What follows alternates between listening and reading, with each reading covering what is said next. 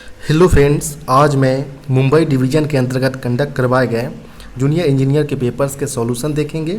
इसलिए वीडियो के लास्ट तक बने रहे एवं वीडियो पसंद आए तो वीडियो को लाइक एवं चैनल को सब्सक्राइब करना न भूलें। चलिए शुरू करते हैं। सबसे पहले देखेंगे कि यह पेपर सेंट्रल रेलवे के अंतर्गत जो मुंबई डिवीज़न आते हैं वहाँ पर पेपर जूनियर इंजीनियर पोस्ट के लिए कंडक्ट करवाया गया था।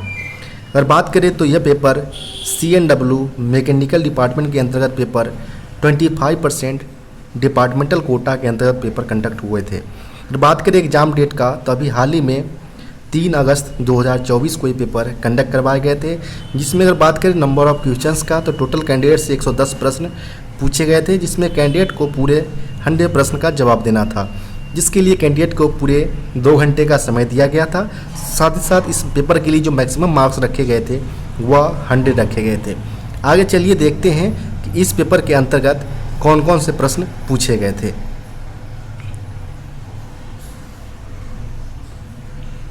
यहाँ पर बात करें पहले प्रश्न का, पूछे गए हैं wheel slide control system consisting of dash, यानी जो व्हील स्लाइड कंट्रोल सिस्टम जो होते हैं वो कौन कौन से कंपोनेंट से बनते हैं, यहाँ पर कंप्रोमाइज होते हैं। तो सबसे पहले यहाँ पर देखेंगे जो हमारा WSP यानी व्हील स्लाइड प्रोटेक्शन डिवाइस जो होते हैं, इसमें हमारा फोनिक व्हील सबसे मेन पोर्शन होता है, जो कि हमारा व्हील के एक्सल पर लगे होते हैं, जिसमें नंबर ऑफ तीत की अगर बात करें तो 80 की संख्या में इसके ऊपर तीत मौजूद होते हैं, जिनको अगर बात करें प्रत्येक एक्सल में राउंड करते हैं तो इसको स्पीड सेंसर के द्वारा इनको काउंट किए जाते हैं और यही सिग्नल को वह माइक्रो प्रोसेसर को भेजते हैं। माइक्रो प्रोसेसर यह सेंस करता है कि किसी भी जो चारों एक्सल जो प्रत्येक कोच के हैं उनमें किसी प्रकार के डिफरेंस है, तो इसको सेंस करते हुए वह डंप वाल्व को अपना रिस्पांस भेजते हैं। उसी के अनुसार हमारा डंप वाल्व रेगुलेट करते हैं ब्रेक सिलेंडर के प्रेशर को। अगर बात करें इसके अलावा प्रेशर स्विच होते हैं, जब हमारा प्रॉपर रूप से हमारा प्रेशर मेंटेन हो जाते हैं गाड़ी में, तो वो जो हमारा एक लिमिट्स होता है वो अगर उससे एबव होता है तो उस दौरान हमारा जो हमारा प्रॉपर जो पैनल्स होते हैं वो हमारा एक्टिवेट रहते हैं। तो यहाँ पर total phonic wheels, speed sensor, micro processor, dump valve और प्रेशर स्विच, ये सारे व्हील स्लाइड प्रोटेक्शन डिवाइस के फंक्शंस होते हैं, कंपोनेंट्स होते हैं। तो यहाँ पर बात करें तो चारों ऑप्शन यहाँ पर इस प्रकार का दिया गया है। तो यहाँ पर option number D all of the above इसका सही उत्तर हो जाएगा। इसके अलावा एग्जाम के अंतर्गत ये भी पूछे जाते हैं कि जो हमारा जो फोनिक व्हील और स्पीड सेंसर के बीच जो गैप है वह 0.9 से लेकर 1.4 mm के बीच इसका गैप होना चाहिए।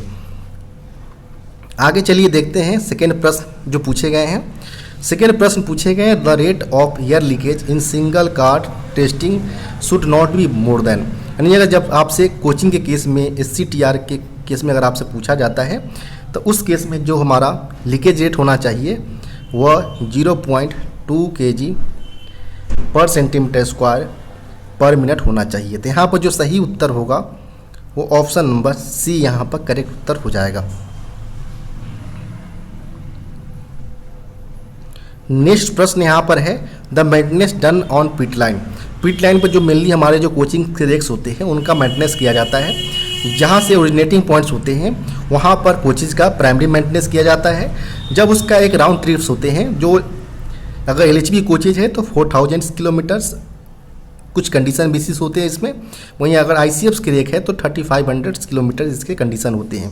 अगर उस कंडीशन को अगर बिफोर अगर पहुँचते हैं तो उस केस में इनका केवल सेकेंडरी मेंटेनेंस किया जाता है। तो उस केस में यहाँ पर देखा जाता है तो उनको भी पिट लाइन पर करना अनिवार्य होता है। तो यहाँ पर हम देखेंगे तो दोनों केसों में यहाँ पर कोचिंग की रेक्स का मेंटेनेंस पिट लाइन के ऊपर किए जाते हैं। तो यहाँ पर A and B above only इसका सही उत्तर हो जाएगा। नेक्स्ट प्रश्न यहाँ पर है selling on a wheel sets the region में बी। जो व्हील सेट के ऊपर जो सेलिंग आते हैं इनका कारण क्या हो सकता है। तो जो सेलिंग छोटे छोटे जो हमारे सेलिंग आते हैं चक्कों के व्हील थ्रेड्स के ऊपर, इनका मेन कॉज हो सकता है कि जो हमारा WSP लगे होते हैं व्हील स्लाइड प्रोटेक्शन डिवाइस वो प्रॉपर रूप से कार्यरत ना कर रहा हो। सेकेंड ये हो सकता है कि जो हमारा एक्सल के ऊपर जो हमारा ब्रेक कैलिपर माउंट्स जो होते हैं वह प्रॉपर रूप से हमारा जाम हो चुके हो, सही रूप से फंक्शन नहीं कर रहा हो। थर्ड कंडीशन ये भी हो सकते हैं कि जो हमारा एक्सेल के ऊपर जो ब्रेक सिलेंडर होते हैं एक या दोनों प्रॉपर रूप से हमारा कार्यरत नहीं हो, डिफेक्टिव कंडीशन में हो, तो ये सारे कॉजेज हमारे सेलिंग मार्क्स विल ट्रेड पर आने का हो सकता है। तो यहाँ पर option number D all of the above इसका सही उत्तर हो जाएगा। नेक्स्ट प्रश्न यहाँ पर है cut off angle cock can be fitted to. Cut off angle cocks FP and BP दोनों के लिए फिट होते हैं। तो यहाँ पर बात करें ऑप्शन नंबर का, तो ऑप्शन नंबर यहाँ पर सी करेक्ट उत्तर हो जाएगा।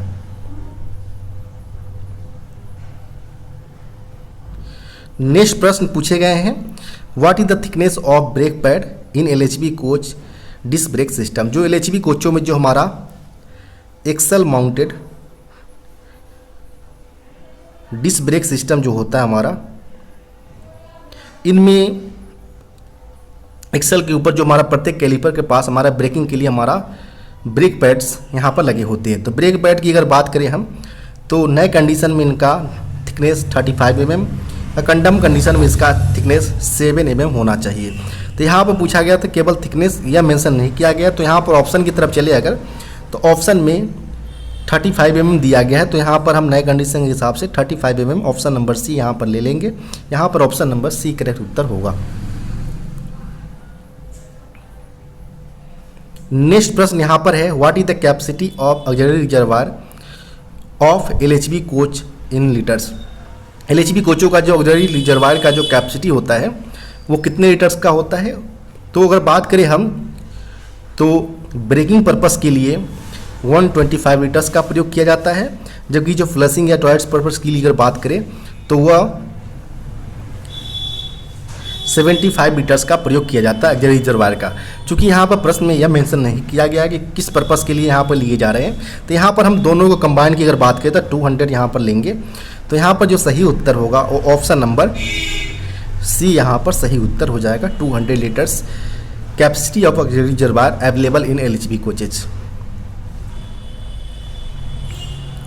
नेक्स्ट प्रश्न यहाँ पर है how many total compressors are there in 16 coach Vande Bharat.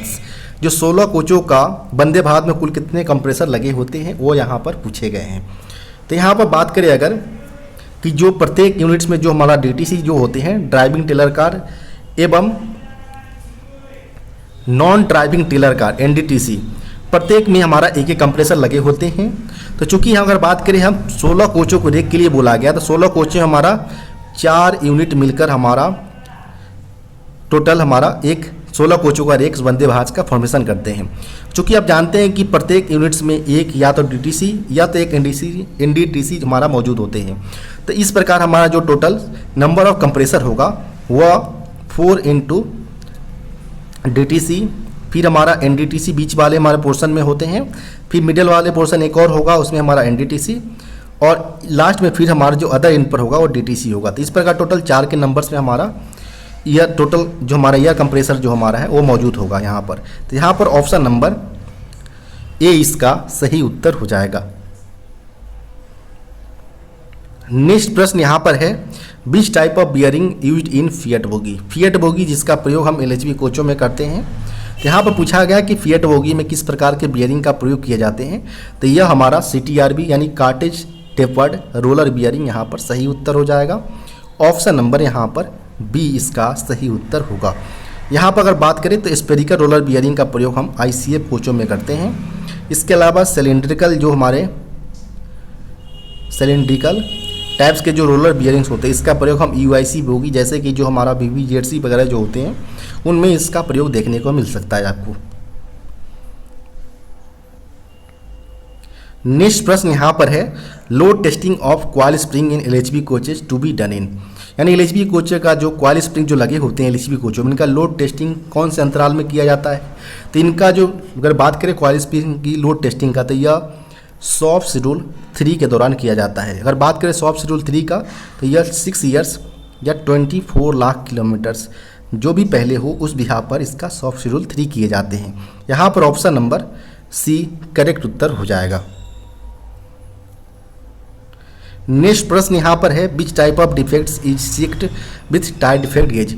Tyre defect gauge से हम मेनली जो व्हील डिफेक्ट्स में जो चाहे फ्लैंजेज हो या थ्रेड्स के ऊपर जो हमारे डिफेक्ट्स आते हैं उनका मेजरमेंट हम टायर डिफेक्ट गेज के माध्यम से करते हैं। तो यहाँ पर ऑप्शन नंबर ए इसका सही उत्तर हो जाएगा। अगर बात करें व्हील डिफेक्ट गेज में जो हमारा मेनली जो हमारे मेजरमेंट किए जाते हैं तो वो हमारा थिन फ्लैंज हो, डीप फ्लैंज हो, फ्लैट टायर्स ऑन ट्रेड्स हो जाएगा।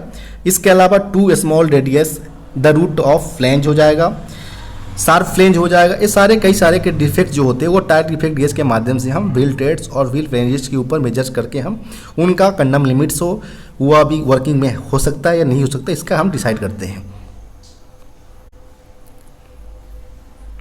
नेक्स्ट प्रश्न यहाँ पर है new wheel diameter of Vande Bharat. Vande Bharat में जो चक्के प्रयोग किए जाते हैं इनका नए चक्कों का व्यास यहाँ पर पूछा गया है। तो नए कंडीशन में अगर बात करें वंदे भारत रेक के चक्कों का तो इनका जो नए चक्कों का जो व्यास होता है 952 mm इसका नए चक्कों का व्यास होता है।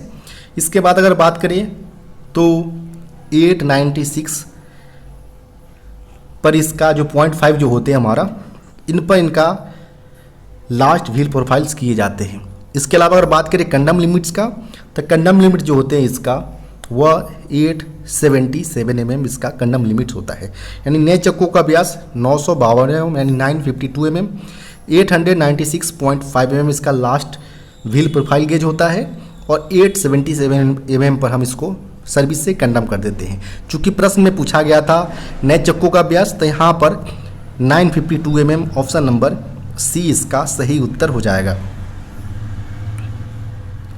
नेक्स्ट प्रश्न यहाँ पर है which type of battery used in Vande Bharat. Vande Bharat में किस प्रकार के बैटरी का प्रयोग किए जाते हैं।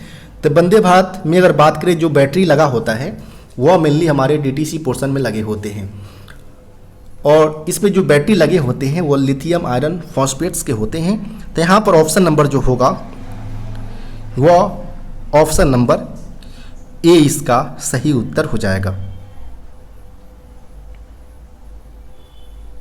नेक्स्ट प्रश्न यहाँ पर है the abbreviation of BECU। BECU का यहाँ पर संक्षिप्त नाम क्या होगा यहाँ पर जो दिया गया है। तो यहाँ पर बात करें अगर तो ब्रेक इलेक्ट्रॉनिक कंट्रोल यूनिट इसका फुल फॉर्म होगा BECU का। तो यहाँ पर बात करें ऑप्शन नंबर का तो ऑप्शन नंबर यहाँ पर बी करेक्ट उत्तर हो जाएंगे। नेक्स्ट प्रश्न यहाँ पर है depot 3 maintenance rules that is of LHB coach is done. जो डिपो स्तर पर अगर बात करें तो LHB कोचों का जो 3 मेंटेनेंस शेड्यूल किए जाते हैं D1, D2 एवं D3। D1 की अगर बात करें तो आफ्टर एवरी ट्रिप पर इसका मेंटेनेंस किए जाते हैं। वहीं अगर बात करें हम डिपो 2 शेड्यूल्स का तो यह 30 ± 3 डेज पर डिपो 2 शेड्यूल्स किए जाते हैं। डिपो 3 शेड्यूल्स की अगर बात करें तो 180 ± 15 डेज के अंतराल पर इनका डिपो 3 शेड्यूल्स कराए जाते हैं। चूँकि प्रश्न में डिपो 3 शेड्यूल्स पूछे गए थे तो यहाँ पर 180 डेज ± 15 डेज इसका सही उत्तर हो जाएगा। ऑप्शन नंबर सी यहाँ पर करेक्ट उत्तर होंगे। नेक्स्ट प्रश्न यहाँ पर है how many brake disc are provided on 1 axle. एक एक्सल पर यहाँ पर 2 ब्रेक डिस्क लगे होते हैं। तो यहाँ पर जो सही उत्तर होगा वो ऑप्शन नंबर बी इसका सही उत्तर हो जाएगा। इसका अगर बात करें डाया का तो इसका डाया ब्रेक डिस्क का जो डाया होता है वह 640 mm इसका डाया होता है। थिकनेस की अगर बात करें तो थिकनेस जो होता है वो नए कंडीशन में 110 और कंडम कंडीशन में 96 mm पर इसको हम कंडम करते हैं। साथ ही साथ जो यह ब्रेक डिस्क बना होता है वह ग्रे कास्ट आयरन का बना होता है। इसके अलावा अगर बात करें ये भी पूछे जाते हैं कि जो फिन्स प्रोवाइडेड होते हैं ब्रेक डिस्क के ऊपर क्यों प्रोवाइडेड होते हैं। तो यह मेनली कूलिंग पर्पस जब भी ब्रेकिंग हम करते हैं तो वहाँ पर ब्रेक डिस्क के ऊपर हमारा हीट जनरेट होता है जिसको अगर यहाँ पर कूलिंग प्रोवाइड करने के लिए यहाँ पर फिन्स मौजूद होते हैं। इसके अलावा जो 3 लगातार कंटिन्यूस अगर फिन्स अगर ब्रोकन पाया जाता है तो इस प्रकार के ब्रेक डिस्क को व्हील सीट्स को हमको यूज में नहीं लेना है। तो इसका भी ध्यान रखिए आप। नेक्स्ट प्रश्न में ऑटोमेटिक यहाँ पूछ लिया गया है fins provided for cooling purpose. यहाँ पर ऑप्शन नंबर बी इसका सही उत्तर होगा। नेक्स्ट प्रश्न यहाँ पर पूछे गए हैं, installation of lock pin arrangement in Dellner make CVC is done for, यानी Dellner make CVC centre buffer coupler में लॉक पिन व्यवस्था की स्थापना हेतु क्या है यहाँ पर। तो यहाँ पर अगर बात करें जो हमारा लॉक पिन अरेंजमेंट जो हमारा मौजूद होते हैं डिलेनर मेक सीवीसी अरेंजमेंट के अंतर्गत, वह मेनली हमारा अनकपलिंग को प्रिवेंट करने के लिए लगाया जाता है। तो यहाँ पर बात करें ऑप्शन नंबर का, तो ऑप्शन नंबर यहाँ पर ए इसका सही उत्तर हो जाएगा। जो डिलेनर में जो कपलर्स होते हैं, जहाँ पर हमारा जो कपलर बॉडी होता है, यहाँ पर हमारा एक जब भी हम चेक करते हैं कि प्रॉपर हमारा लॉक इंगेज है या नहीं है, तो इसके लिए हमारा जो टेलटेले जो स्लॉट्स होते हैं वो प्रॉपर क्लियर होने चाहिए, और साथ ही साथ उसके जस्ट बगल में हमारा एक लॉकिंग पिन लगा होता है, वह लॉकिंग पिन हमारा प्रॉपर रूप से लगी होनी चाहिए। तो यह देखकर आप इंश्योर हो सकते हैं कि हमारा प्रॉपर लॉकिंग है और यह हमारा चलने के लिए सही पूर्वक यहाँ पर हमारा कपल है एक दूसरे से सीवीसी।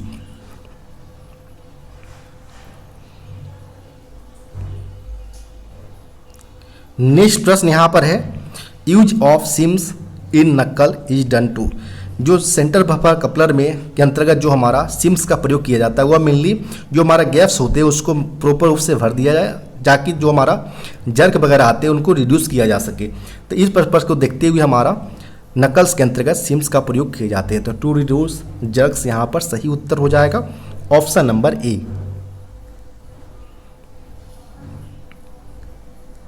नेक्स्ट प्रश्न यहाँ पर है, in ghat section in Vande Bharat when main reservoir यानी AMR in rakes becomes zero, घाट सेक्शन के अंतर्गत वंदे भारत में जब रेक में AMR शून्य हो जाता है, तो जैसे ही हमारा AMR इसमें हमारा किसी प्रकार का फीड पाइप का प्रयोग नहीं किया जाता, इसके स्थान पर हमारा मेन रिजर्वायर होते हैं, जिनको अगर बात करें तो जब भी हमारा AMR जीरो होते हैं तो इस दौरान हमारा पार्किंग ब्रेक ऑटोमेटिक रूप से अप्लाई हो जाएंगे। तो यहाँ पर जो सही उत्तर होगा वो ऑप्शन नंबर ए यहाँ पर सही उत्तर हो जाएगा।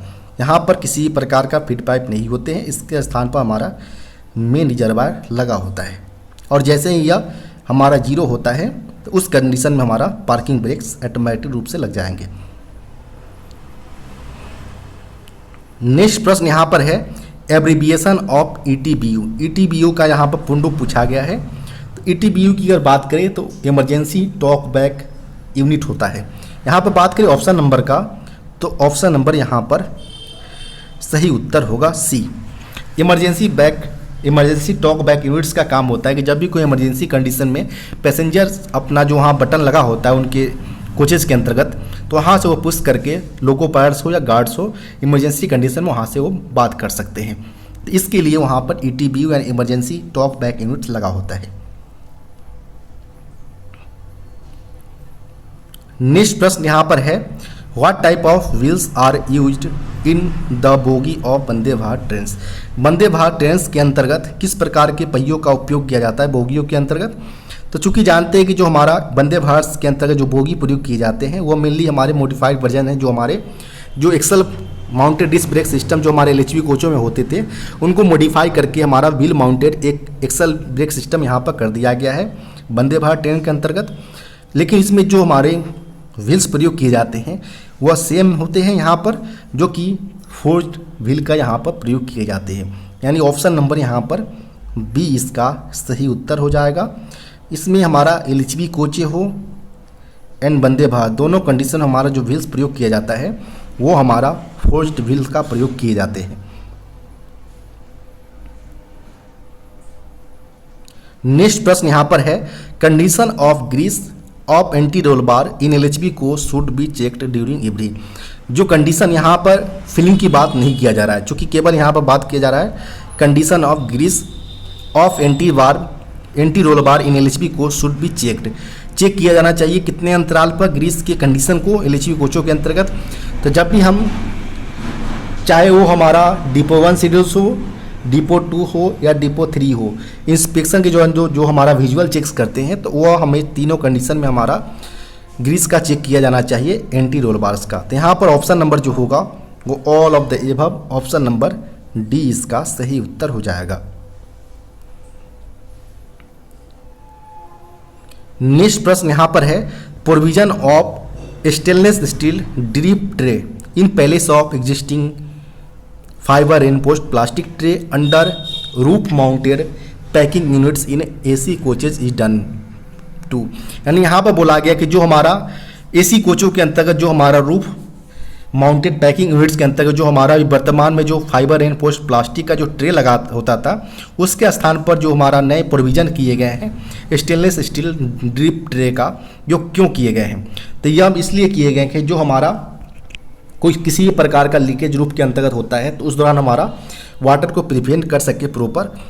इसी पर्पज़ को देखते हुए यहाँ पर फाइबर रेनफोर्स्ड प्लास्टिक को हटाकर यहाँ पर हमारा स्टेनलेस स्टील ड्रिप ट्रे यहाँ पर नए प्रावधान के अंतर्गत कर दिए गए हैं।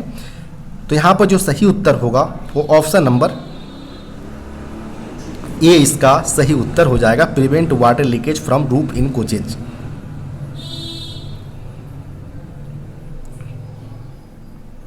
नेक्स्ट प्रश्न यहाँ पर पूछे गए हैं, an instructions from railway board as only stainless steel dustbin is to be provided train is to. यानी रेलवे बोर्ड के एक निर्देश के रूप में यहाँ पर ट्रेनों में केवल स्टेनलेस स्टील डस्टबिन का प्रदान किया जाना चाहिए, ये क्यों किए गए हैं।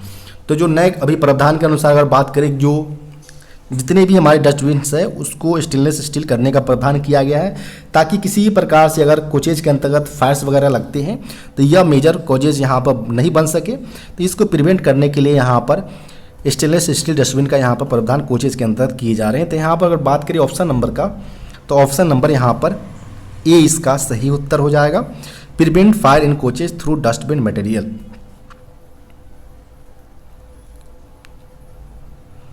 नेक्स्ट प्रश्न यहाँ पर है, integrity of electrical connections of WSP system to be ensured to prevent dash. यहाँ पर बोला गया है कि जो किस प्रकार जो हमारा जो इलेक्ट्रिकल कंपोनेंट कनेक्शन जो होते हैं WSP का, इनको इंश्योर किस प्रकार से किया जाना चाहिए ताकि ये प्रिवेंट कर सके जो हमारा व्हील सेलिंग्स वगैरह जो हमारा व्हील टेड्स के ऊपर आते हैं। तो इसको प्रिवेंट करने के लिए हमारा जो WSP का प्रॉपर कनेक्शन वगैरह हमारा इलेक्ट्रिकल कनेक्शंस इनके इंटीग्रिटी वगैरह प्रॉपर हमारा इंश्योर इसलिए किया जाता है ताकि जो हमारा LHB चक्कों के ऊपर किसी प्रकार का सेलिंग मार्क्स ना आ सके। तो यहाँ पर अगर बात करें ऑप्शन नंबर का, तो ऑप्शन नंबर यहाँ पर ए इसका सही उत्तर हो जाएगा। नेक्स्ट प्रश्न यहाँ पर है, what is the purpose of speed sensor. Speed sensor का क्या उद्देश्य होता है लगाने का, तो इसका पर्पस सेम होता है कि जो हमारा प्रत्येक एक्सल पर जो हमारा फोनिक व्हील लगे होते हैं, जब ये राउंड्स करते हैं चलने के दौरान, तो इनमें जो हमारा पल्स जनरेट होते हैं उनको यह काउंट करके प्रॉपर माइक्रो प्रोसेसर तक भेजने का काम हमारा इन्हीं स्पीड सेंसर का काम होता है। यानी तो अगर बात करें ऑप्शन का, तो ऑप्शन नंबर ए यहाँ पर सही उत्तर हो जाएगा, to compute the revolutions of each axles. यानी प्रत्येक एक्सल के रेवोल्यूशंस का गणना करना स्पीड सेंसर का काम होता है।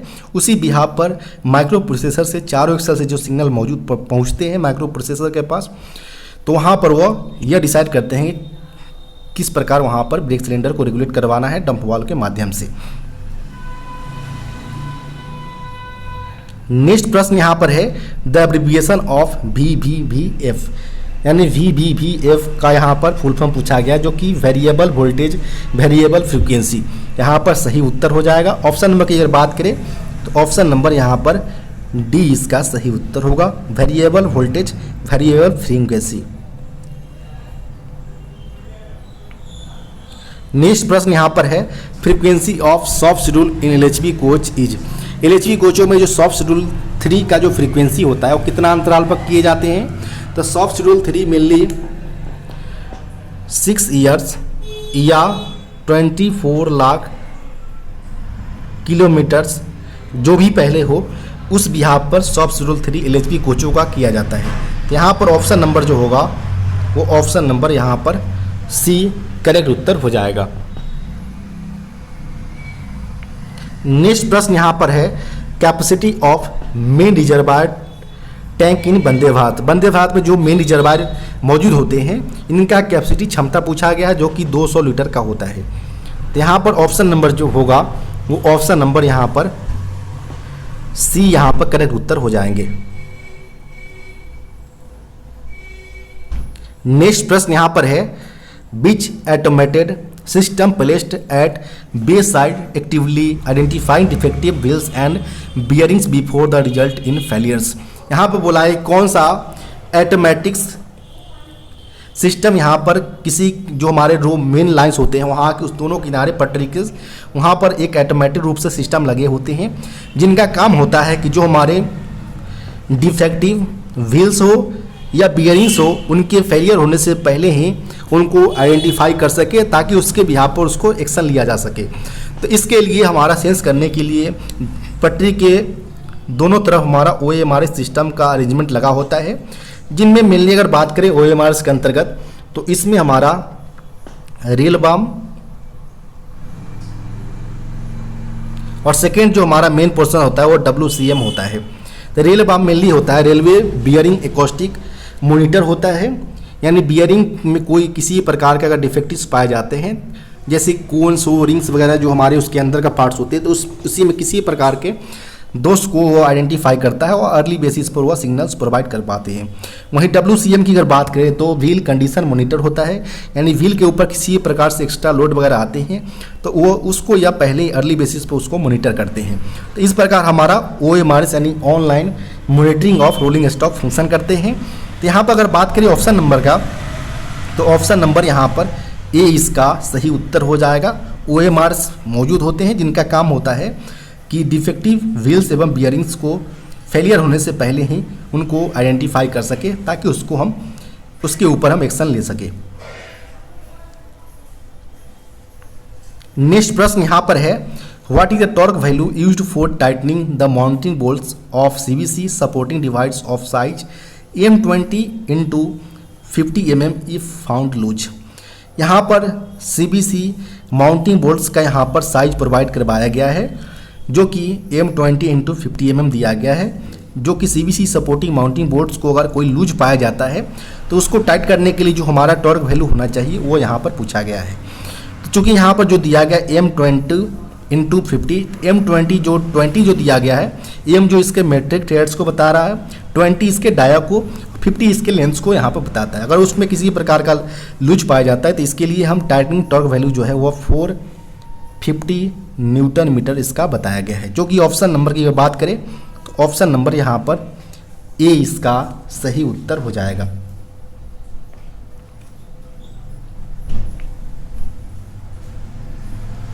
नेक्स्ट प्रश्न यहाँ पर है after dismantling the air springs ports of air springs assembly to be covered with suitable protection caps rubber और PU/ETC। यहाँ पर बोला है कि एयर स्प्रिंग्स को डिसमाउंटिंग यहाँ पर करने के बाद जो असेंबलीज को हम जो अलग अलग सुरक्षित रूप से यहाँ पर रखे जाने की रिक्वायरमेंट होते हैं तो after dismantling the air spring को जब भी हम डिसमेंटल करते हैं तो एयर स्प्रिंग के अंतर्गत कोई पार्ट्स छोटे छोटे पार्ट जो हमारे होते हैं रबर चाहे PU जो हमारे होते हैं इनको सुटेबल प्रोटेक्शन से रखने की कवर से करने की रिक्वायरमेंट होती है।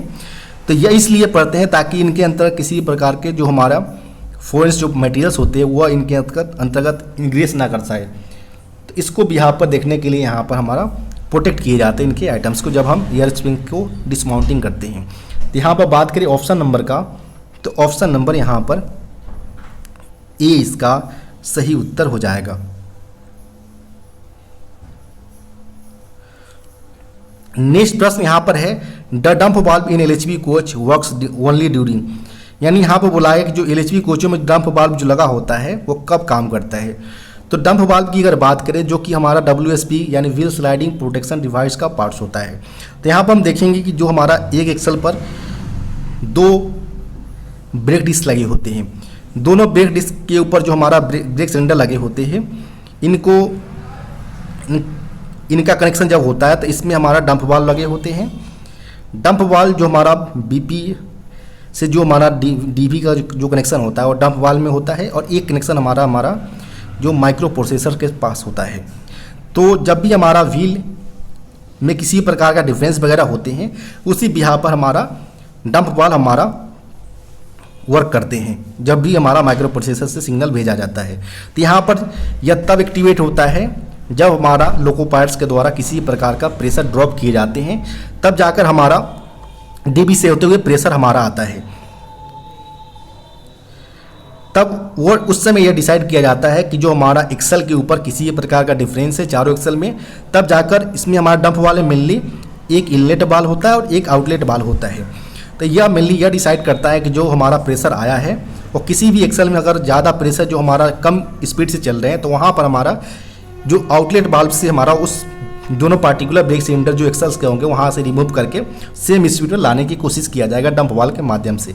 लेकिन नॉर्मली यहाँ पर अगर बात करें कि नॉर्मल जब हमारा किसी प्रकार का लोको पायर द्वारा किसी प्रकार का प्रेशर अगर ड्रॉप नहीं किया जाता है तो उस दौरान अगर किसी प्रकार से हमारा व्हील डिफेंस जाम हो या नहीं हो, उस बिहार पर हमारा माइक्रो प्रोसेसर काम नहीं करता है। तो इसका भी आप ध्यान रखें। तो यहाँ पर जो दो कंट्राडिक्ट यहाँ पर पैदा हो रहा है कि एक यहाँ पर सर्विस एप्लीकेशन जब किया जाएगा तो सर्विस एप्लीकेशन किए जाने के बाद हमारा प्रॉपर माइक्रो प्रोसेसर जो हमारा होता है वह डंप वाल्व जो हमारा स्पीड सेंसर से आए हुए सिग्नल के बिहाफ पर जब हमारा डिफरेंस होता है तो उस प्रकार हमारा सिग्नल डंप वाल्व को भेजते हैं। डंप वाल्व में हमारा इनलेट एवं आउटलेट वाल्व प्रॉपर फंक्शन करते हैं। इस बिहाफ पर हमारा सेम स्पीड मेंटेन करने की कोशिश की जाती है। लेकिन एक हमारा जो होता है difference in speed of wheel, जब हमारा किसी प्रकार से अगर ब्रेक अप्लाई नहीं किया जाएगा तो उस दौरान हमारा डीबी से किसी प्रकार का प्रेशर हमारा डंप वाल्व में नहीं जाएगा, नहीं डंप वाल्व में जाएगा तो किसी प्रकार का वो रिलीज नहीं करेगा। तो इसका भी आप ध्यान रखिए। नॉर्मली यह जो होता है हमारा वह डंप सर्विस एप्लीकेशन करने के बाद ही यह हमारा एक्टिवेट होगा डंप वाल्व। तो यहाँ पर ऑप्शन नंबर बी इसका सही उत्तर होगा। नेक्स्ट प्रश्न यहाँ पर है, what is the purpose of manipulator. Manipulator का क्या उद्देश्य होता है? तो फॉर डाउन हैंड वेल्डिंग यहाँ पर सही उत्तर हो जाएगा ऑप्शन नंबर बी। नेक्स्ट प्रश्न यहाँ पर है, what do you mean by FRP. FRP से क्या समझते हैं? FRP mainly fibre reinforced plastic होता है। यहाँ पर ऑप्शन नंबर बी इसका सही उत्तर हो जाएगा। नेक्स्ट प्रश्न यहाँ पर है, motoring percentage of Vande Bharat is. Vande Bharat का मोटरिंग परसेंटेज पूछा गया है। तो एक होता है हमारा इंड बेसिक यूनिट्स होता है जिसमें हमारा DTC, motor coach, trailer coach और एक हमारा मोटर कोच होते हैं। जबकि अगर बात करें मिडल बेसिक यूनिट्स का, इसके अंतर्गत हमारा non driving trailer coach, motor coach, trailer coach और हमारा लास्ट में मोटर कोच होते हैं। यानी यहाँ पर आप देख पा रहे हैं कि प्रत्येक यूनिट्स के अंतर्गत हमारा दो मोटर कोच लगे हैं जिनमें हमारा ट्रैक्शन मोटर्स प्रत्येक एक्सल पर लगे होते हैं, जिनका काम होता है कि प्रॉपर हमारा स्पीड प्रोवाइड करवा सके पूरे रेक्स की।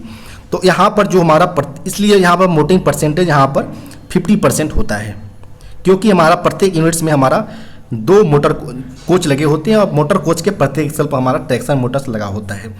तो यहाँ पर चाहे वो हमारा मिडिल बेसिक यूनिट्स हो या हमारा इंड बेसिक यूनिट्स हो, तो इस प्रकार चार में से टोटल दो पर हमारा लगा होता है। इसी यहाँ पर इसको 50% बोला जाता है। यहाँ पर ऑप्शन नंबर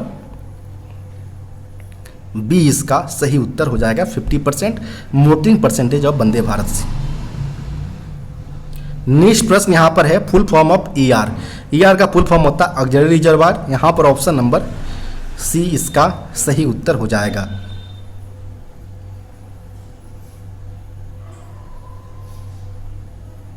नेक्स्ट प्रश्न यहाँ पर है, which type of cooling system for line converter and traction converter is.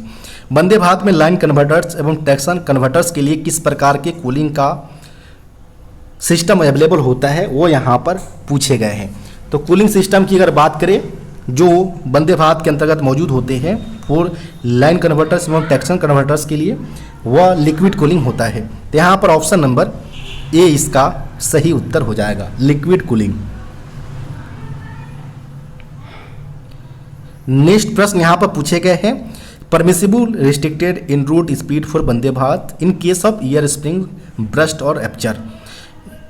Year spring के रैप्चर एवं ब्रस्ट के कंडीशन में वंदे भारत के केस में जो परमिसिबल स्पीड रिस्ट्रिक्शन जो होता है वह 60 kmph होता है। तो यहाँ पर जो सही उत्तर होगा वह ऑप्शन नंबर डी यहाँ पर सही उत्तर हो जाएगा। नेक्स्ट प्रश्न यहाँ पर है, what is the length of 16 car Vande Bharat trains. जो एक रेक जो तैयार होते हैं 16 कोचों का, जिसमें हमारा एंड बेसिक यूनिट्स के अंतर्गत 4 कोचेज होती है और मिडिल बेसिक यूनिट्स के अंतर्गत हमारे 4 कोचेज होते हैं। इस प्रकार टोटल 4 यूनिट्स के अंतर्गत टोटल 16 कोचेज कार लगे होते हैं हमारे एक रेक वंदे भारत के अंतर्गत। चूँकि आप जानते हैं कि जो इसमें हमारा एक कोचेज का जो हमारा लेंथ होता है वो 24,000 mm होता है। तो यहाँ पर अगर बात करें इसमें टोटल जो 16 कोचेज होंगे हमारे, तो 16 मल्टीप्लाई बाय यहाँ पर mm को आप 24 मीटर्स भी यहाँ पर लिख सकते हैं। तो 24 जब मल्टीप्लाई करेंगे तो 384 मीटर यहाँ पर निकल कर आएगा। जो 16 कार्स जो वंदे भारत रेक्स का है इसका टोटल लेंथ यहाँ पर एक का हो जाएगा। तो यहाँ पर बात करें ऑप्शन नंबर का, तो ऑप्शन नंबर यहाँ पर सी करेक्ट उत्तर होगा। नेक्स्ट प्रश्न यहाँ पर है which of the following the transformer protection device in Vande Bharat. Vande Bharat में निम्नलिखित में से कौन सा ट्रांसफार्मर सुरक्षा प्रोटेक्शन डिवाइस होता है? तो ट्रांसफार्मर प्रोटेक्शन डिवाइस की अगर बात करें जो वंदे भारत में लगे होते हैं वह मेनली प्रेशर रिलीफ डिवाइस होते हैं। तो यहाँ पर जो सही उत्तर होगा वो ऑप्शन नंबर सी यहाँ पर सही उत्तर हो जाएगा। नेक्स्ट प्रश्न यहाँ पर है in Vande Bharat battery box is located in. Vande Bharat के अंदर जो बैटरी बॉक्स होते हैं, चाहे बैटरी चार्जर हो, ये दोनों को दोनों हमारे बैटरी एवं बैटरी चार्जर, ये दोनों को दोनों हमारे ड्राइविंग टेलर कोच यानी डीटीसी के अंतर्गत लगे होते हैं। यहाँ पर ऑप्शन नंबर ए इसका सही उत्तर हो जाएगा। नेक्स्ट प्रश्न यहाँ पर पूछे गए transformer in Vande Bharat located in. Vande Bharat के अंतर्गत जो ट्रांसफार्मर लगे होते हैं किस प्रकार के कोचेज में लगे होते हैं? तो यह मेनली जो टेलर कोचेज होते हैं हमारे वहाँ पर लगे होते हैं। यहाँ पर ऑप्शन नंबर सी इसका सही उत्तर हो जाएगा। टेलर कोचेज के अंतर्गत हमारा ट्रांसफार्मर के अलावा ऑक्सिलियरी कन्वर्टर, इसके अलावा अगर बात करें तो जो पेंटोग्राफ जो रूफ के ऊपर माउंटेड होते हैं, पेंटोग्राफ वह टेलर कोचेज के रूफ पर ही माउंटेड होते हैं। तो यहाँ पर option number C trailer coaches का सही उत्तर हो जाएगा। नेक्स्ट प्रश्न यहाँ पर है which of the following are mounted on roof in Vande Bharat. Vande Bharat के रूफ पर क्या माउंटेड होते हैं? तो इसमें पेंटोग्राफ हो गया है, सर्ज अरेस्टर हो गया और रूफ माउंटिंग पैकिंग यूनिट्स तीनों मौजूद होते हैं। तो यहाँ पर ऑप्शन नंबर डी इसका सही उत्तर हो जाएगा। नए प्रावधानों के अनुसार जो रूफ माउंटिंग पैकिंग यूनिट जो है इनमें स्टेनलेस स्टील डीप ट्रे का यहाँ पर प्रयोग किया जा रहा है ताकि किसी प्रकार का लीकेज इसके अंतर्गत ना देखने को मिले। नेक्स्ट प्रश्न यहाँ पर है dissolved gas analysis is the study of gases that are dissolve in. यानी यहाँ पर बोला गया कि जो डिजॉल्व गैस जो एनालिसिस है उन गैसों का अध्ययन है जो विघटित होता है ट्रांसफार्मर के अंतर्गत। यानी डिजॉल्व गैस एनालिसिस उन गैसों का अध्ययन है जो विघटित होता है ट्रांसफार्मर के अंतर्गत। यहाँ पर ऑप्शन नंबर ए इसका सही उत्तर हो जाएगा। नेक्स्ट प्रश्न यहाँ पर है इन वंदे भारत पेंटोग्राफ्स जो कि हमारा जो टेलर कोचेज जो है उनके रूफ के ऊपर माउंटेड होते हैं। During examination what is the percentage of wire cut in shunt wires at which it decided to replace the shunt wires. यानी वंदे भारत के पेंटोग्राफ्स के एग्जामिनेशन के दौरान शंट वायर्स में कटे हुए तारों का कितना प्रतिशत होना चाहिए जिस बिहाफ पर हम यह शंट तारों को बदलने का निर्णय ले सके। तो decided to replace the shunt wires. तो यहाँ पर परसेंटेज जो पूछा गया है कट का वह 5% से ज़्यादा होना चाहिए। इस बिहाफ पर हम डिसाइड दे सकेंगे कि जो शंट वायर को हमको रिप्लेस करना है। तो यहाँ पर ऑप्शन नंबर ए इसका सही उत्तर हो जाएगा।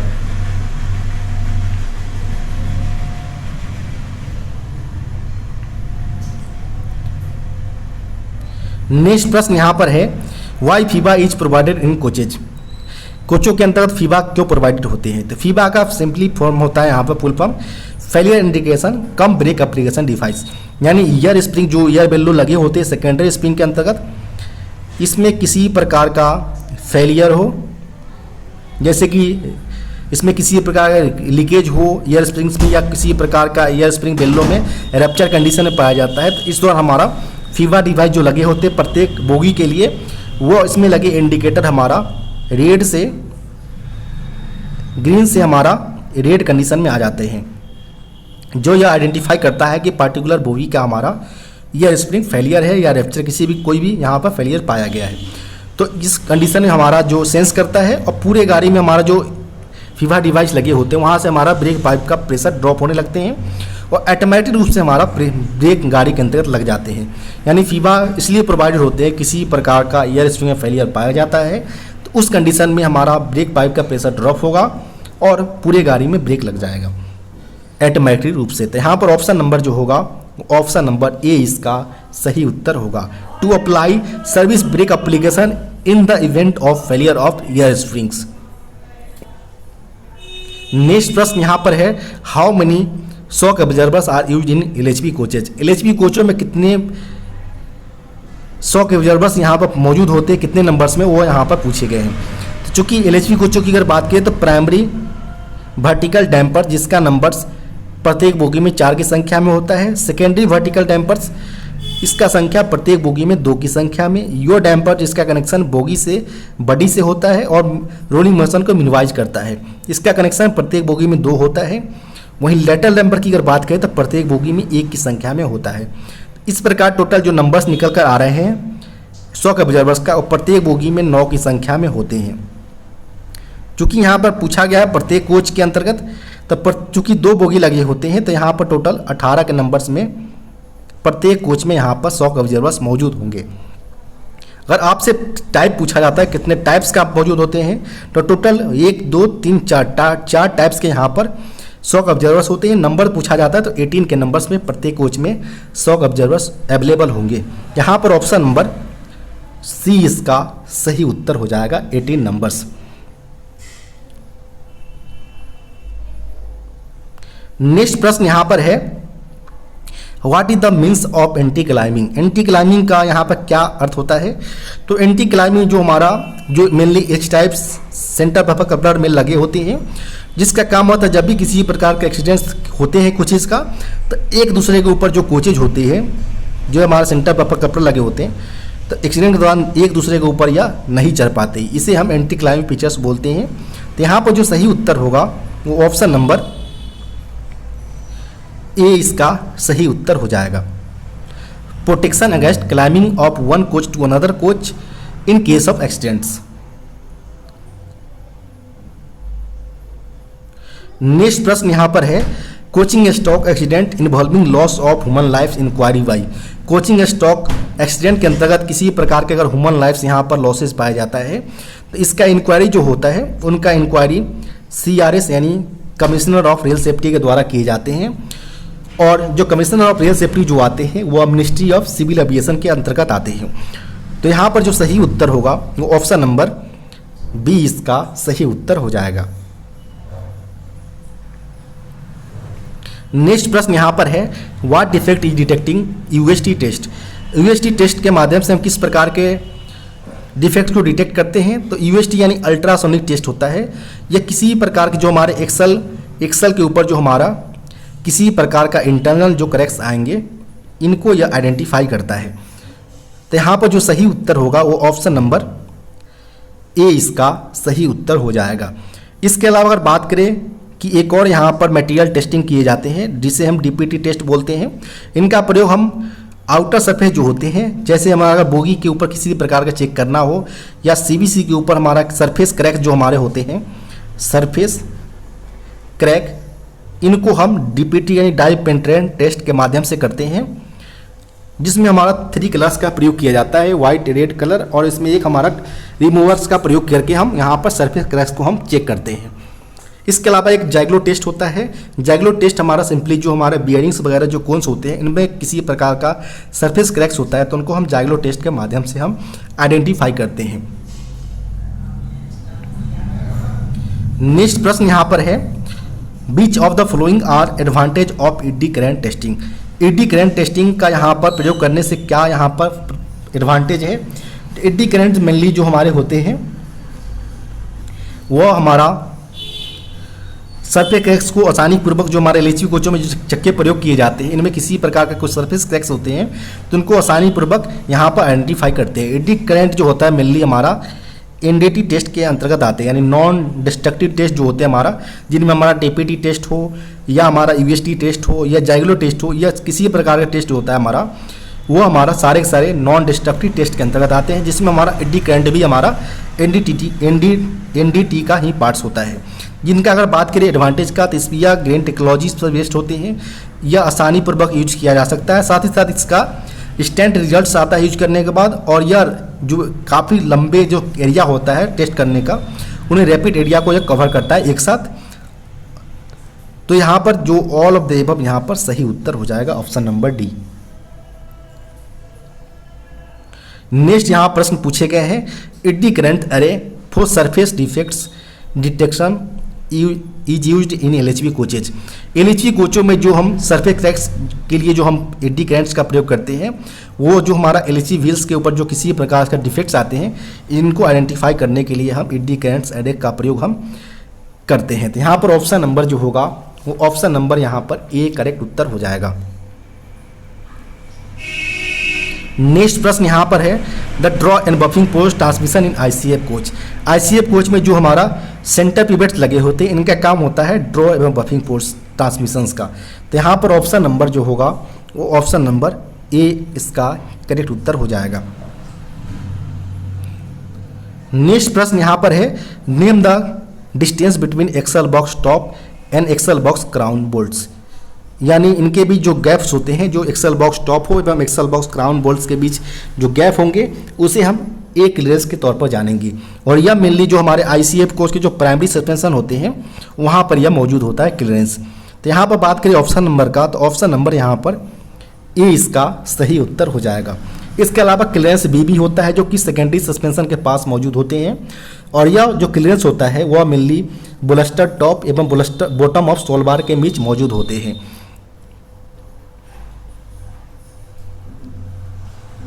नेक्स्ट प्रश्न यहाँ पर है, as per coupling instructions for new springs in LHB coach following is the incorrect statement. यहाँ पर बोला गया है कि एलएचबी कोचों के नए स्प्रिंग्स की कपलिंग के निर्देश के अनुसार निम्नलिखित में से कौन सा यहाँ पर इनकरेक्ट स्टेटमेंट यहाँ पर फाइंड आउट करना है कि कौन सा यहाँ पर इंस्ट्रक्शंस गलत दिया गया है। तो पहले स्टेटमेंट की अगर बात करें तो the difference between the alignment deviation of two outer springs should not be exceed 4 mm। 4 mm से ज़्यादा यहाँ पर दो आउटर स्प्रिंग्स का यहाँ पर डिफरेंट अलाइनमेंट डिविएशन यहाँ पर एक्सीड नहीं करना चाहिए, जो कि यहाँ पर हमारा सही स्टेटमेंट दिया गया है।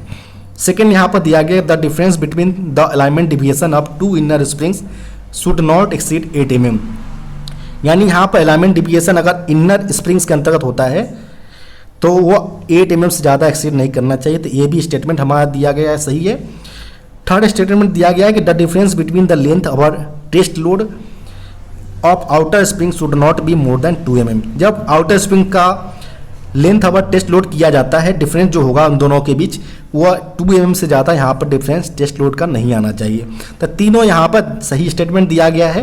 तो यहाँ पर पूछा गया था प्रश्न के अंतर्गत कौन सा गलत उत्तर है, इनकरेक्ट स्टेटमेंट है, जो कि यहाँ पर कोई भी जो तीनों ऑप्शन दिया गया इसमें किसी प्रकार का गलत स्टेटमेंट नहीं दिया गया है। तो यहाँ पर all the statement are correct, यहाँ पर सही उत्तर हो जाएगा।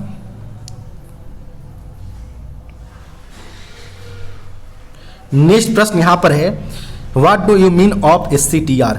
SCTR यानी सिंगल कार्ड टेस्ट ट्रिक होता है, जो कि कोचिंग को जब भी हमारे कोचिंग स्टॉक्स चाहे वो POH हो या IOH के लिए जाते हैं तो उस दौरान हमारा ब्रेकिंग सिस्टम का जांच SCTR के माध्यम से किया जाता है। इसी प्रकार हमारा होता है बैगन टेस्ट ट्रिक, जिसे हम SWTR के नाम से जानते हैं, सिंगल बैगन टेस्ट ट्रिक। यह बैगन के लिए उपयोग में लिए जाते हैं। नेक्स्ट प्रश्न की अगर बात करें यहाँ पर तो नेक्स्ट प्रश्न पूछे गए, which of the following are preventive measures to control the failure of control arm in LHB coach. LHB कोचों में कंट्रोल आर्म की फेलियर को नियंत्रित यानी कंट्रोल करने के लिए जो प्रिवेंटिव एक्शन जो मेजर्स होते हैं वो कौन कौन सा है यहाँ पर, वो यहाँ पर पूछा गया है। तो जो भी हम यहाँ पर कंट्रोल आर्म के फेलियर के लिए हम यहाँ पर जो प्रिवेंटिव मेजर्स लेंगे वो ऑप्शन में यहाँ पर आइडेंटिफाई करना है। तो पहला यहाँ पर बोला गया कि जब fastener use in control arm shall be properly of class 10.9 standards purchase from RCF recommended source only, यानी जो भी हमारा कंट्रोल आर्म के अंतर्गत जो भी हमारा फास्टनर्स प्रयोग किए जाते हैं इनका स्टैंडर्ड प्रॉपर 10.9 क्लास का होना चाहिए, और इन प्रकार की जो फास्टनर्स का जो परचेजिंग हम जो करते हैं वो RCF द्वारा रिकमेंडेड सोर्स से ही किया जाना चाहिए। तो ये हमारा प्रिवेंटिव मेजर्स हो सकता है। सेकेंड ऑप्शन की यहाँ पर बात करें हम, तो सेकेंड जो ऑप्शन दिया गया है, the damper should be checked visually in depot 1, depot 2 एवं depot 3 schedules and in case of any while leakage the same should be replaced. यानी यहाँ पर बोला गया कि हम इसको जो कंट्रोल आर्म्स के जो हमारे जो डैम्पर्स वगैरह जो हमारे हैं उनको प्रॉपर तीनों शेड्यूल्स के अंतर्गत हम यहाँ पर विजुअली चेक करेंगे, और किसी प्रकार का वाइल लीकेज यहाँ पर पाया जाता है तो उसको हम यहाँ पर रिप्लेस करने की कोशिश करेंगे, रिप्लेस किया जाना चाहिए। थर्ड में यहाँ पर बताया कि all the dampers of the bogie should be tested during soft schedule first, यानी यहाँ पर बुलाया कि जो बोगी के जितने भी डैम्पर्स हैं इनका टेस्टेड किया जाना चाहिए सॉफ्ट शेड्यूल 1 के दौरान। तो यह तीनों प्रिवेंटिव मेजर्स हमारा हो सकते हैं कंट्रोल आर्म्स के फेलियर्स को कंट्रोल करने के लिए, जिसमें हमारा तीनों यहाँ पर दिया, पहला दिया गया था कि हमारा 10.9 स्टैंडर्ड क्लास का हमारा फास्टनर्स होना चाहिए और इसका परचेजिंग हम RCF से किया जाना चाहिए, जो RCF रिकमेंडेड सोर्स है उससे। सेकेंड यहाँ पर हमारा प्रिवेंटिव बताया गया था कि जब भी हम विजुअली चेक करते हैं डैम्पर्स का तीनों शेड्यूल्स के दौरान तो किसी प्रकार का वाइल लीकेज आता है तो उसको रिप्लेस किया जाना चाहिए। साथ ही साथ जितने भी डैम्पर्स है बोगी का उनका टेस्टेड सॉफ्ट शेड्यूल फर्स्ट के दौरान किया जाना चाहिए। तो यहाँ पर हमारा option number D all of the above इसका सही उत्तर हो जाएगा। नेक्स्ट प्रश्न यहाँ पर है, in Vande Bharat automatic sliding plug doors opening and closing time is. जो हमारा वंदे भारत कोचेज के अंतर्गत ऑटोमेटिक रूप से क्लोजिंग एवं ओपनिंग डोर्स लगे हैं, तो इनका ओपनिंग एवं क्लोजिंग टाइम पूछा गया, कितने टाइम में ये क्लोज हो जाते हैं। तो यहाँ पर अगर बात करें तो 4 ± 1 सेकेंड्स के बिहाफ पर इनका क्लोजिंग एवं ओपनिंग टाइम्स यहाँ पर होता है। तो यहाँ पर ऑप्शन नंबर जो होगा वो ऑप्शन नंबर ए इसका सही उत्तर हो जाएगा। नेक्स्ट प्रश्न यहाँ पर है, कंडमिंग wheel diameter of LHB coaches. LHB कोचों का कंडमिंग चक्कों का व्यास पूछा गया है। तो नए कंडीशन में इनका चक्कों के व्यास 915 और कंडम कंडीशन में 845 mm इसका होते हैं। तो यहाँ पर जो बात करें ऑप्शन नंबर का, तो ऑप्शन नंबर यहाँ पर सी करेक्ट उत्तर हो जाएगा। नेक्स्ट प्रश्न यहाँ पर है, how many speed sensor have been provided in LHB coach wheels.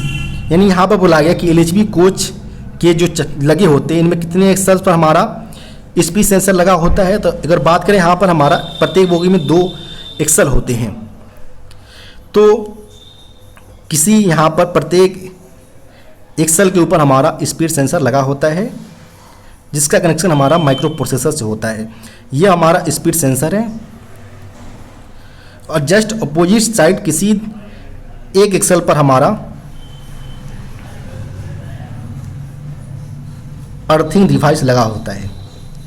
Earthing device जिनका काम होता है कि CTRV की फेलियर को बचाना जब भी हम वेल्डिंग वगैरह करते हैं, चाहे किसी प्रकार का हमारा इस दौरान से किसी प्रकार से हमारा इलेक्ट्रिक सप्लाई ना हो सके बियरिंग के माध्यम से, तो इसी पर्पज़ को देखती है हमारा अर्थिंग डिवाइस लगा होता है CTRV को प्रोटेक्ट करने के लिए। इसके अलावा 2 एक्सेल जो होते हैं हमारा वो हमारा प्रॉपर खाली होते हैं, तो इसका भी ध्यान रखें। तो जो कि यहाँ पर पूछा गया था कितने एक्सेल पर हमारा स्पीड सेंसर लगा होता है, तो 1 2 3 और 4 टोटल हमारा स्पीड सेंसर लगे होते हैं, जिनका काम होता है कि जो फोनिक व्हील द्वारा जो हमारा पल्स जनरेट होते हैं उनको काउंट करके प्रॉपर हमारा सिग्नल माइक्रो प्रोसेसर को भेज सके। यहाँ पर ऑप्शन नंबर सी इसका सही उत्तर हो जाएगा। नेक्स्ट प्रश्न यहाँ पर है, what type of coupler used in LHB coaches. LHB कोचों में किस प्रकार के कपलर मौजूद होते हैं वो यहाँ पर पूछे गए हैं। LHB कोचों की अगर बात करें तो इनमें H type, tight lock, centre buffer coupler का प्रयोग किया जाता है। चूंकि यहाँ पर तीनों में और विथ एंटी क्लाइमिंग फीचर्स होते हैं, जो हमारा H type, tight lock, centre buffer coupler जो होते हैं हमारे वो विथ एंटी क्लाइमिंग फीचर्स के साथ आते हैं। तो यहाँ पर हमारा इस टाइप की कंडीशन फुलफिल कर रहा है। यहाँ पर tight lock coupler with anti climbing भी है और CBC टाइप भी है। यहाँ पर तो आप यहाँ पर इस प्रकार के प्रश्न का आप आंसर कमेंट कर सकते हैं कौन सा यहाँ पर सही होना चाहिए। यहाँ पर मेरे हिसाब से तीनों यहाँ पर कंडीशन फुलफिल कर रहे हैं। नेक्स्ट प्रश्न यहाँ पर है piston stroke of brake cylinder of LHP coaches. LHP कोचों के जो ब्रेक सिलेंडर का पिस्टन स्ट्रोक होता है, इनका कितना पिस्टन स्ट्रोक होना चाहिए ब्रेक सिलेंडर का, जो LHP कोचों में ब्रेक सिलेंडर मौजूद होते हैं। तो इनमें मैक्सिमम की अगर बात करें तो मैक्सिमम पिस्टन स्ट्रोक 21 mm होते हैं। लेकिन अगर आपसे नॉर्मली अगर पूछा जाता है, नॉर्मली भी यहाँ पर, तो आप 8 to 10 mm मार्किंग करें। मैक्सिमम पूछा जाता है तो 21 mm। तो यहाँ पर जो सही उत्तर होगा वो ऑप्शन नंबर ए इसका सही उत्तर हो जाएगा। इसके अलावा अगर बात करें हम, जो मैक्सिमम प्रेशर जो मौजूद होते हैं ब्रेक सिलेंडर के अंतर्गत, वह 3.0 kg/cm² मौजूद होते हैं, जो हमारे LHP कोचों में ब्रेक सिलेंडर प्रयोग किए जाते हैं। नेक्स्ट प्रश्न यहाँ पर है diameter of choke in passenger emergency alarm valve of LHP coaches. LHP कोचों में जो हमारा पैसेंजर इमरजेंसी अलार्म वाल्व के लिए जो चोक लगा होता है, इनका डायमीटर कितना है? तो इनका डायमीटर जो होता है वो 19 mm होता है। वहीं अगर बात करें 8 mm जो चोक डाया होता है वो ICF कोचों में होता है, 19 mm LHP कोचों के लिए है। तो यहाँ पर जो सही उत्तर होगा वो ऑप्शन नंबर सी इसका सही उत्तर होगा। ये जस्ट जो हमारे बोगी लगे होते हैं उनके नीचे जस्ट हमारा अंडर फ्रेम में यह माउंटेड होते हैं, जहाँ पर एक आइसोलेटिंग कॉक के साथ या चोक यहाँ पर पैसेंजर इमरजेंसी अलार्म वाल्व का लगा होता है। नेक्स्ट प्रश्न यहाँ पर है number of your dampers in LHP coaches. LHP कोचों में योर डैम्पर्स का नंबर पूछा गया है। तो चूंकि योर डैम्पर जो होते हैं हमारे वो बॉडी से बोगी का कनेक्शन करते हैं, इनका नंबर्स हमारा योर डैम्पर्स का प्रत्येक बोगी में 2 की संख्या में होते हैं। अगर आपसे कोचेज में पूछा जाता है तो टोटल 4 की संख्या में हमारा प्रत्येक कोचों में अवेलेबल होंगे, जिसका काम होता है कि जो रोलिंग मोशन हमारे कोचेज को होते हैं उनको मिनिमाइज किया जा सके। तो यहाँ पर अगर बात करें ऑप्शन नंबर का, तो ऑप्शन नंबर यहाँ पर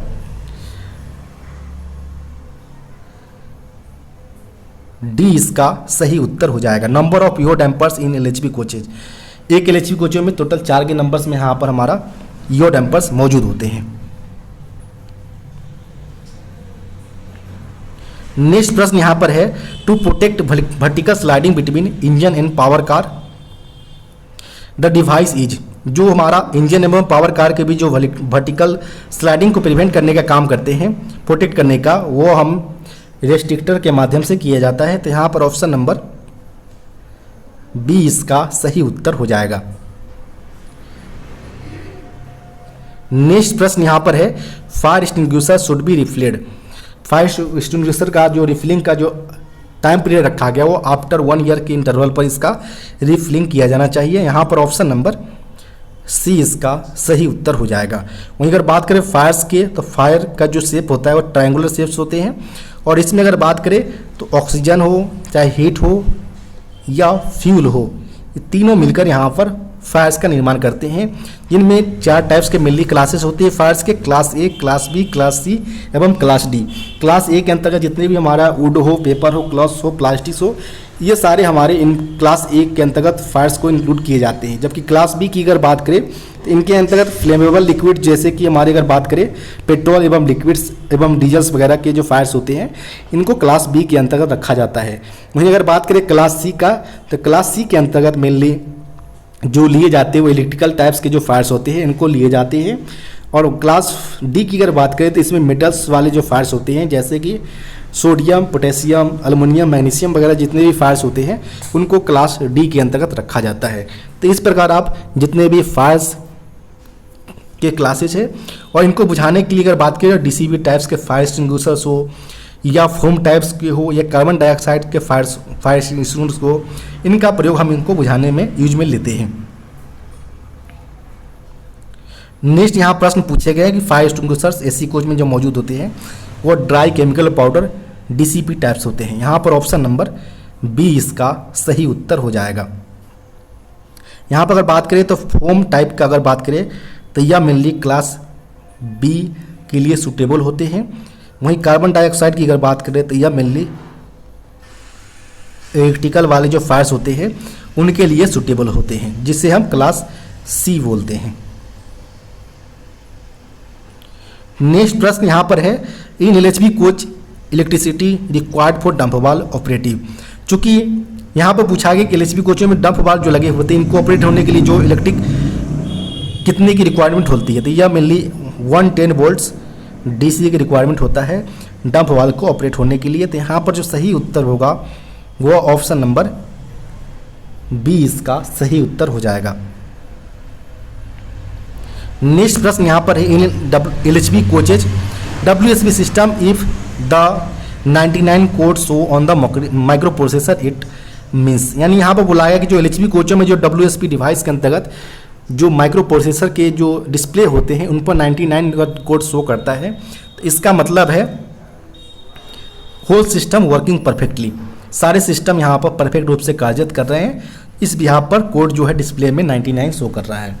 वहीं 72 अगर कोड शो करता है तो 1 एक्सेल पर हमारा परमानेंट फॉल्ट को आइडेंटिफाई किया गया है। 73 अगर शो करता है तो सेवरल एक्सेल यहाँ पर हो जाएगा। वहीं 95 शो करता है तो यह मेनली वोलाटाइल्स फॉल्ट्स को यहाँ पर आइडेंटिफाई करता है, जो प्रीवियस जितने भी फॉल्ट्स होते हैं वो लॉग हो चुके हैं तो उनको लिए यह कोड जो है 95 शो करते हैं। नेक्स्ट प्रश्न यहाँ पर है, when emergency pull box pulled from inside the coach, यानी यहाँ पर बुलाया कि कब इमरजेंसी पुल बॉक्स को यहाँ पर कोच से यहाँ पर पुल किया जाना चाहिए।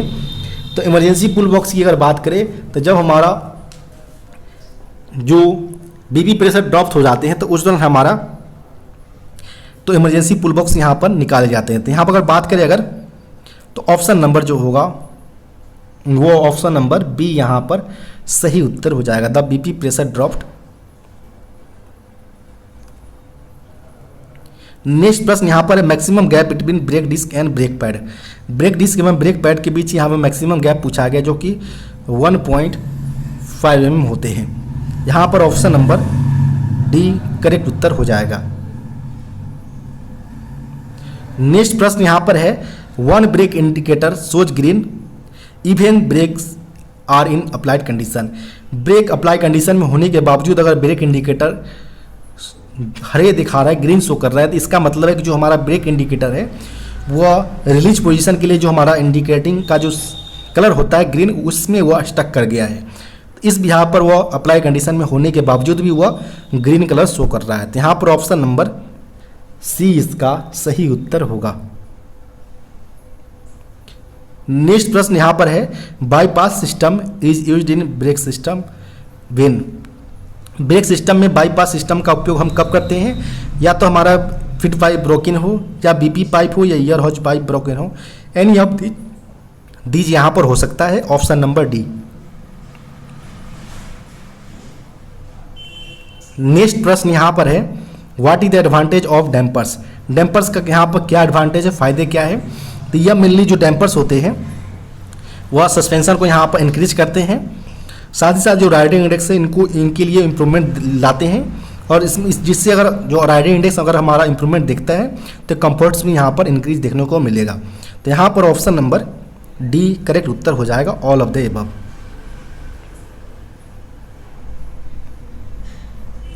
नेक्स्ट प्रश्न जो पूछे गए हैं, the main function of anti roll bar in LHB coaches. LHB कोचों में जो एंटी रोल बार लगा होता है इनका मेन फंक्शन क्या होता है। तो इनका मेन फंक्शन होता है एंटी रोल बार का, कि जो हमारा कोचेज का जो रोलिंग मोशन होते हैं इनको प्रिवेंट करने का काम एंटी रोल बार का ही मेन फंक्शन होता है। And to prevent the rolling motion of the coach, option number B correct उत्तर हो जाएगा। नेक्स्ट प्रश्न यहाँ पर है, the gangway bridge mounting provided for. जो दो कोचों के बीच हमारा जो एक कोच से दूसरे कोच की जाने के लिए जो हमारा ब्रिज प्रोवाइडेड होते हैं जिसे हम गैंगवे ब्रिज बोलते हैं, या मेनली एक से दूसरे स्थान पर जाने के लिए हमारा मौजूद होते हैं। To provide a bridge between two coaches, option number A. Next प्रश्न यहाँ पर है, the brake pad should be of same thickness on. जो ब्रेक पैड का सेम थिकनेस का लगाया जाना चाहिए, यह इंश्योर करना होता है जब हम प्रत्येक कैलिपर पर हम ब्रेक पैड को चेंज करते हैं। तो यानी ईच कैलिपर यहाँ पर सही उत्तर हो जाएगा ऑप्शन नंबर सी। नेक्स्ट प्रश्न यहाँ पर है maintenance consist of the following action. Maintenance जो बनते हैं कंसिस्ट होते हैं जिसमें हमारा किसी प्रकार कंपोनेंट्स को रिप्लेस करना हो, रिपेयर करना हो या सर्विस ऑफ कंपोनेंट्स हो, ये तीनों मिलकर हमारा मेंटेनेंस कंसिस्ट होते हैं किसी भी अंतर्गत हमारा। तो यहाँ पर ऑल ऑफ द एबव इसका सही उत्तर हो जाएगा ऑप्शन नंबर डी। नेक्स्ट प्रश्न यहाँ पर है what is the abbreviation of RBCR। RBCR का यहाँ पर फुल फॉर्म पूछा गया है। तो RBCR का फुल फॉर्म होता है रेगुलेटेड बैटरी चार्जर होता है, जो कि यहाँ पर बात करें ऑप्शन नंबर का तो ऑप्शन नंबर यहाँ पर बी इसका सही उत्तर हो जाएगा। नेक्स्ट प्रश्न यहाँ पर है EOG power car supply is fitted into coaches by LHB coaches. EOG की अगर बात करें EOG पावर यानी इंड ऑन जनरेशन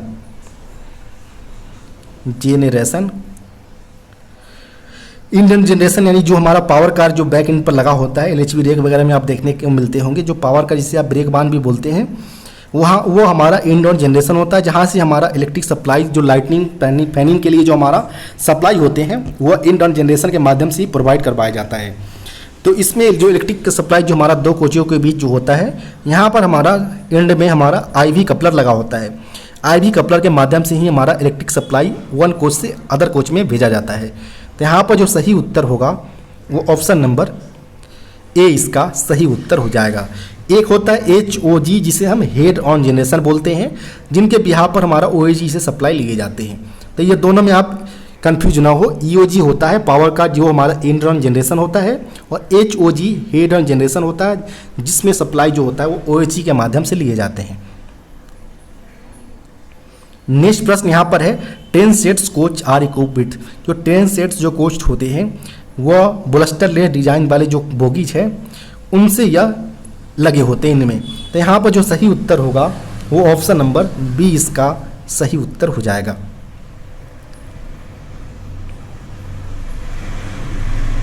नेक्स्ट जो प्रश्न पूछे गए हैं in the formation of 16 coaches Vande Bharat train there are dash. यहाँ पर वंदे भारत का 16 कोचों का जो रेक का फॉर्मेशन हम करते हैं तो इनमें जो अलग अलग जो हमारे DTC NDTC TC एवं मोटर कोच लगे होते हैं वो कितने कितने नंबर्स में लगे होते हैं वो यहाँ पर पूछे गए हैं। तो चूंकि यहाँ पर बात करें दो तरह के मेनली हमारा यूनिट्स होते हैं। एक हमारा EBU इंड बेसिक यूनिट्स होता है जिसमें हमारा DTC driving trailer coach, motor coach, trailer coach, फिर हमारा मोटर कोच होते हैं। लास्ट में हमारा अगर बात करें मिडिल पोर्शन का जिसे हम MBU मिडिल बेसिक यूनिट्स बोलते हैं, जिसमें हमारा non driving trailer coach NDTC, motor coach TC, trailer coach एवं मोटर कोच लगे होते हैं। तो इस प्रकार अगर बात करें तो जो 16 कोचों का हमारा जो रेक फॉर्मेशन होता है जिसमें हमारा end basic units, middle basic units, फिर मिडल बेसिक यूनिट्स, फिर हमारा लास्ट में जो होता है वो इंड बेसिक यूनिट्स होता है। इस प्रकार आप देख पा रहे हैं कि प्रत्येक यूनिट्स के अंतर्गत एक DTC और जो मिडल पोर्शन वाले जो मिडल बेसिक यूनिट्स है उसमें हमारा एक की संख्या में हमारा NDTC लगा होता है। तो इस प्रकार और जब इसके अलावा अगर बात करें तो प्रत्येक यूनिट से हमारा एक मोटर कोच, 2 मोटर कोच लगे होते हैं। टेलर कोच की अगर बात करें तो टेलर कोच एक की संख्या में प्रत्येक यूनिट्स में लगे होते हैं। तो इस यहाँ पर अगर आप देखें तो 16 कोचों के रेक में 2 हमारा इंड बेसिक यूनिट होगा तो 2 हमारा DTC लगा होगा। इसके अलावा अगर बात करें तो टोटल 4 यूनिट्स होते हैं हमारे। 4 यूनिट्स में प्रत्येक यूनिट्स में 2 मोटर कोचेज होते हैं। तो इस प्रकार टोटल आपका जो पूरे 16 कोचों में आपका 8 की संख्या में मोटर कोच होगा। इसलिए जो मोटरिंग परसेंटेज होता है वह 50% मोटरिंग परसेंटेज होते हैं। वहीं प्रत्येक यूनिट्स में 1 की संख्या में टेलर कोच होते हैं। तो टोटल जो 16 कोचों के रेक में 4 की संख्या हमारा टेलर कोचेज हो जाएगा। और मिडल पोर्शन वाले जो मिडल बेसिक यूनिट्स होते हैं ये 2 मिडल बेसिक यूनिट्स में 1 की संख्या में दोनों यूनिट्स में हमारा नॉन ड्राइविंग टेलर कोच लगे होते हैं। तो इस प्रकार टोटल 2 की संख्या में हमारा non driving trailer coach NDTC लगा होगा। इस प्रकार हमारा पूरे रेक का फॉर्मेशन होता है। तो यहाँ पर ऑप्शन की तरफ अगर चलिए अगर तो ऑप्शन में इस प्रकार का ए में दिया गया है। तो यहाँ पर ऑप्शन नंबर ए यहाँ पर करेक्ट उत्तर हो जाएगा। नेक्स्ट प्रश्न यहाँ पर है, Vande Bharat is provided in all coaches. Vande Bharat जो उपलब्ध होते हैं वह wheel mounted disc brake system के माध्यम से मौजूद होते हैं। तो यहाँ पर ऑप्शन नंबर सी इसका सही उत्तर हो जाएगा। वहीं एक्सल माउंटेड डिस्क ब्रेक के सिस्टम की अगर बात करें तो यह एलएचबी कोचों में लगा होता है। वहीं अगर बात करें हम बोगी माउंटेड, तो बोगी माउंटेड ब्रेक सिस्टम जो है हमारा बीएमबीसी, यह मेनली हमारे आईसीएफ कोचे में लगे होते हैं। तो इस प्रकार total wheel mounted disc brake system Vande Bharat में, axle mounted disc brake system LHB कोचों में और bogie mounted brake system ICF कोचों में लगे होते हैं। नेक्स्ट प्रश्न यहाँ पर है, Vande Bharat coaches are equipped with, तो वंदे भारत जो होते हैं वो वैक्यूम वाल्व टॉयलेट्स के साथ ये अवेलेबल होते हैं। तो यहाँ पर ऑप्शन नंबर जो होगा वो ऑप्शन नंबर ए इसका सही उत्तर हो जाएगा।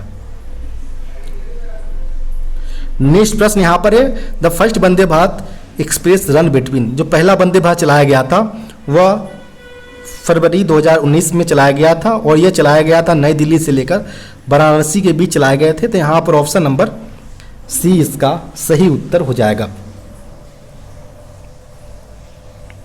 नेक्स्ट प्रश्न यहाँ पर है, व्हाट इज द राइजिंग एवं lowering time of pantographs, pantograph trailer coach के रूप पर लगे होते हैं ऑन वंदे भारत ट्रेन। वंदे भारत में जो हमारा पेंटोग्राफ लगे होते हैं इनका रेजिंग उठाने एवं लोअरिंग करने का टाइम पूछा गया, कितना टाइम अंतराल में इनका लोअरिंग एवं रेजिंग टाइम होता है। तो इसके लिए जो टाइम पीरियड इंटरवल रखा गया है 6 से लेकर 10 सेकेंड के अंतर्गत यह अपना फंक्शन कर लेते हैं।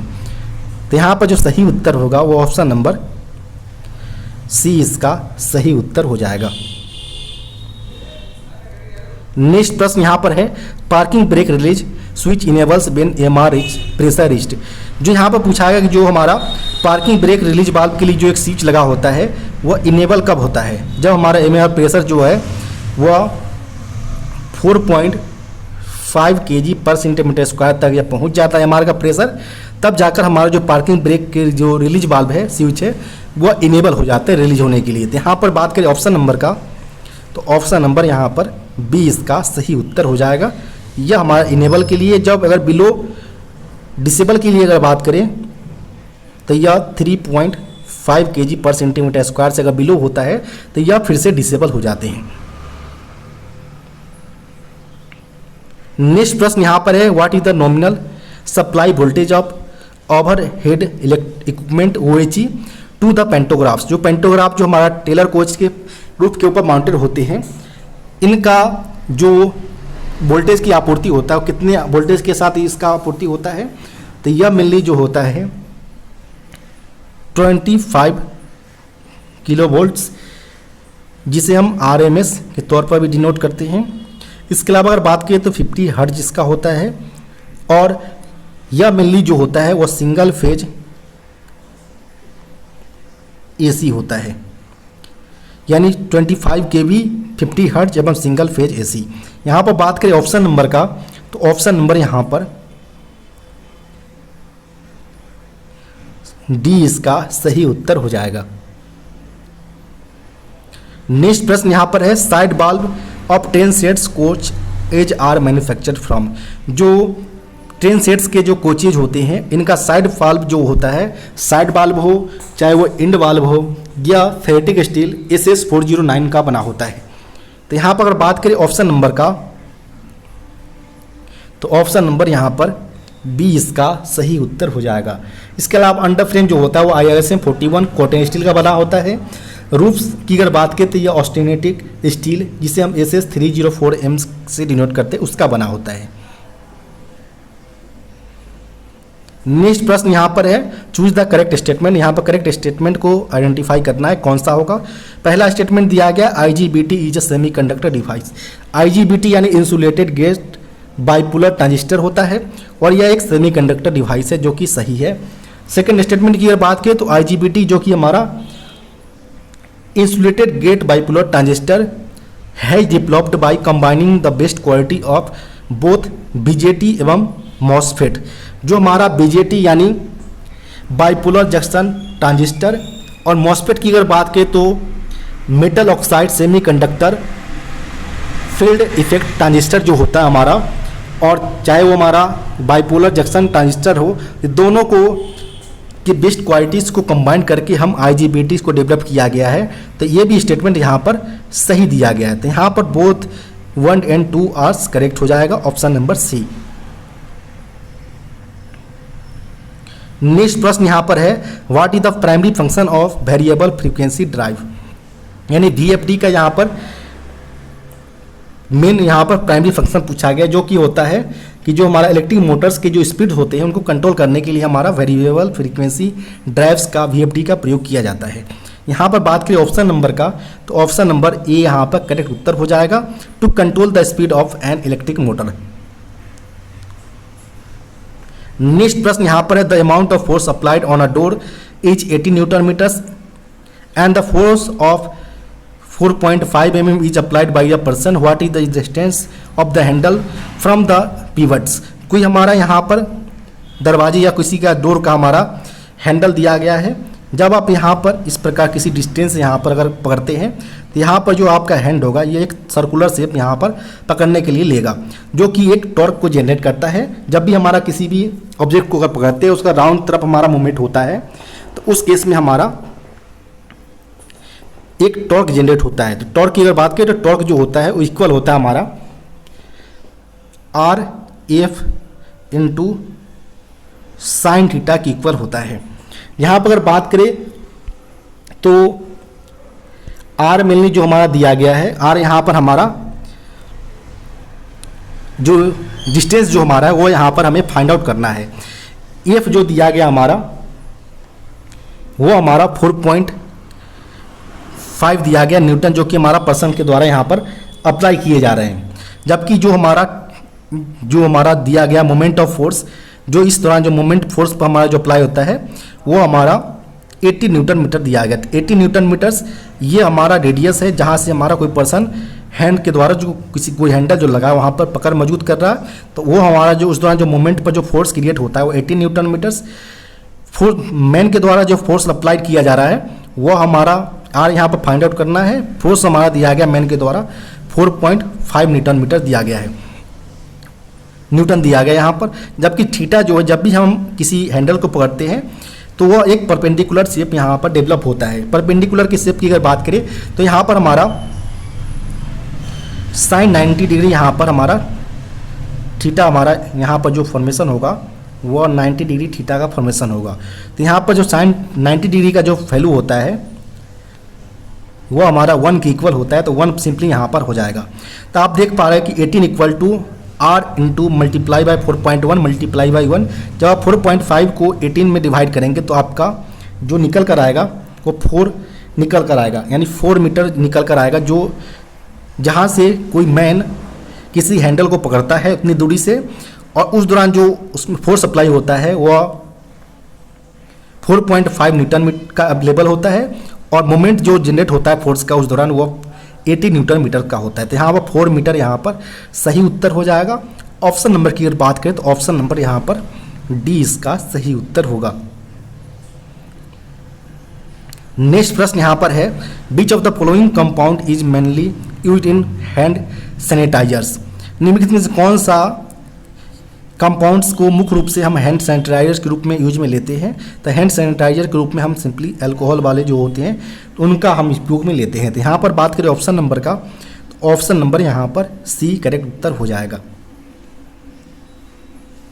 नेक्स्ट प्रश्न यहाँ पर है, what is the SI units of frequency. Frequency यानी आवृत्ति का यहाँ पर एसआई यूनिट पूछा गया, जो कि हर्ट्ज होता है।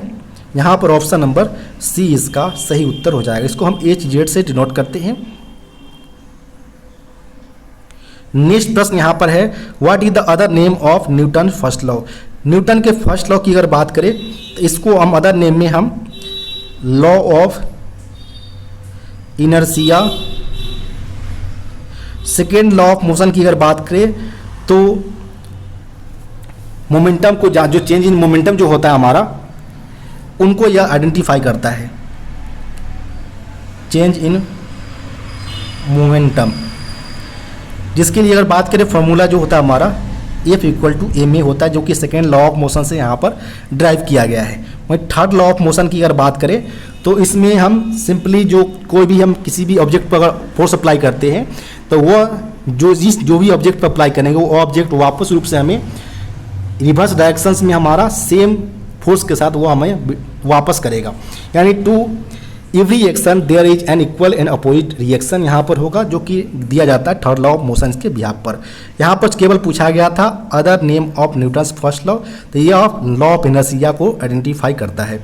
यहाँ पर बात करें ऑप्शन नंबर का, तो ऑप्शन नंबर यहाँ पर सी इसका सही उत्तर हो जाएगा।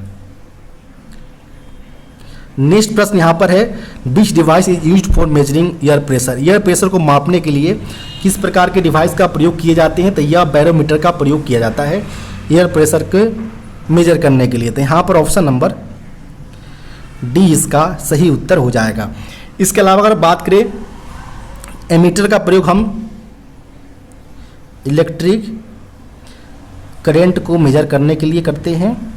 वहीं वोल्ट मीटर की अगर बात करें तो यह किसी भी दो सर्किट के दो टर्मिनल्स जो होते हैं हमारे, इनके बीच जो हमारे वोल्ट जनरेट होते हैं उनको यह मेजर करने के लिए हमारा वोल्ट मीटर का प्रयोग किया जाता है। जबकि सिस्मोग्राफ की अगर बात करें तो सिस्मोग्राफ का प्रयोग सिंपली हम अर्थक्वेक को मेजर करने के लिए हम यूज में लेते हैं।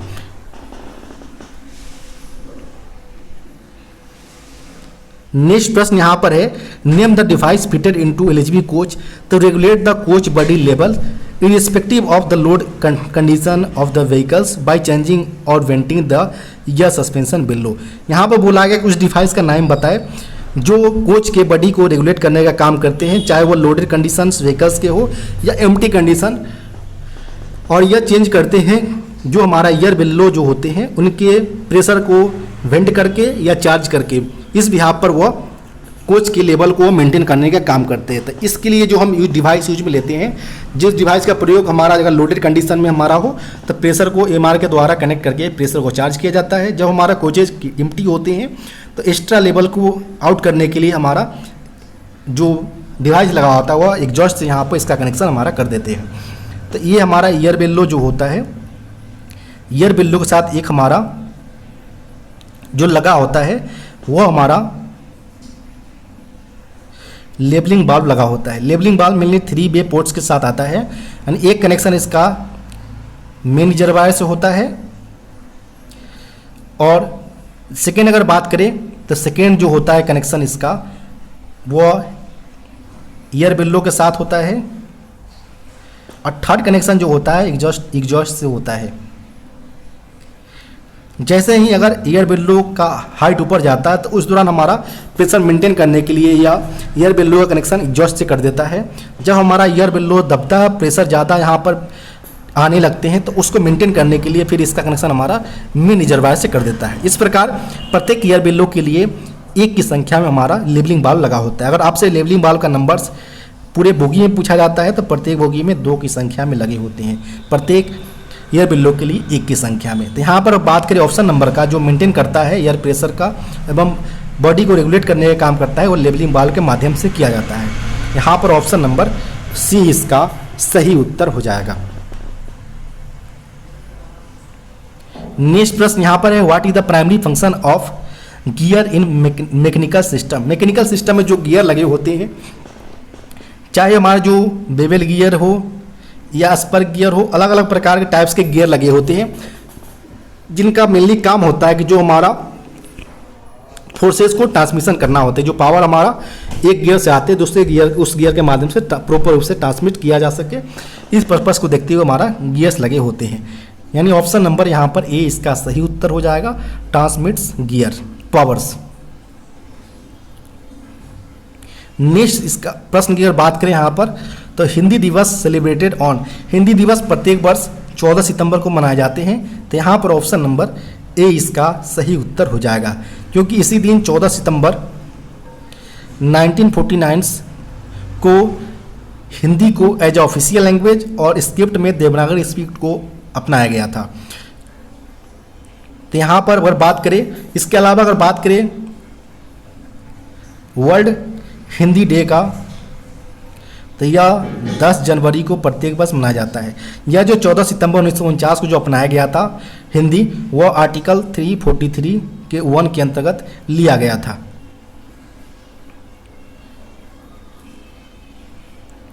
नेक्स्ट प्रश्न यहाँ पर बात करें तो from when date the section 33 of official language act take effects from. यहाँ पर बोला गया कि जो राजभाषा अधिनियम के जो सेक्शन 33 है, धारा 33, वो कब से प्रभाव में आया था? तो यह 26 जनवरी 1965 से यह प्रभाव में आया था, 1965 से। और इसके अंदर टोटल 14 डॉक्यूमेंट्स को बताया गया है जो कि बाइलिंगुअल फॉर्मेट यानी हिंदी एवं इंग्लिश में अवेलेबल है। और इसको जारी करते समय जो ऑफिसर साइनिंग अथॉरिटी होंगे वो इसका रिस्पॉन्सिबिलिटी होगा कि जो इसके अंतर्गत मेंशन किए गए डॉक्यूमेंट से जारी किया गया कोई वो प्रॉपर बाइलिंगुअल फॉर्मेट्स में हो। तो यहाँ पर बात करें ऑप्शन नंबर का, तो ऑप्शन नंबर यहाँ पर ए 26 जनवरी 1965 इसका सही उत्तर हो जाएगा।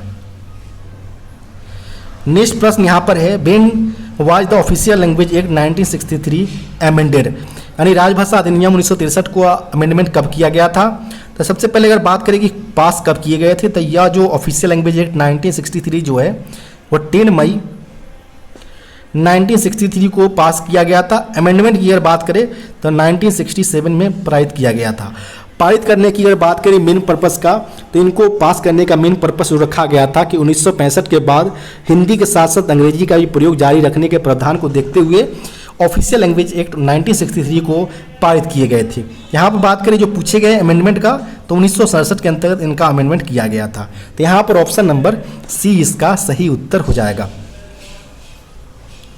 नेक्स्ट प्रश्न यहाँ पर पूछे गए हैं in which states section 6 and 7 of official language act 1963 does not apply, do not apply. यानी यहाँ पर बोला गया कि सेक्शन 6 एवं 7 वो ऑफिशियल लैंग्वेज एक्ट जो 1963 के अंतर्गत जो टोटल 9 सेक्शन मेंशन किए गए हैं, इनमें से 6 और 7 कौन से राज्य पर अप्लाई नहीं होते हैं। चूंकि यह प्रश्न जो पूछा गया ओल्ड ट्रेंड के हिसाब से पूछा गया जब जम्मू एवं कश्मीर प्रॉपर स्टेट एग्जिस्ट करते थे, लेकिन वर्तमान में नहीं करते। लेकिन जो प्रश्न पूछे गए उस बिहाफ पर उस समय जम्मू एंड कश्मीर पर यह अप्लाई नहीं होते थे। तो यहाँ पर ऑप्शन नंबर ए इसका सही उत्तर हो जाएगा।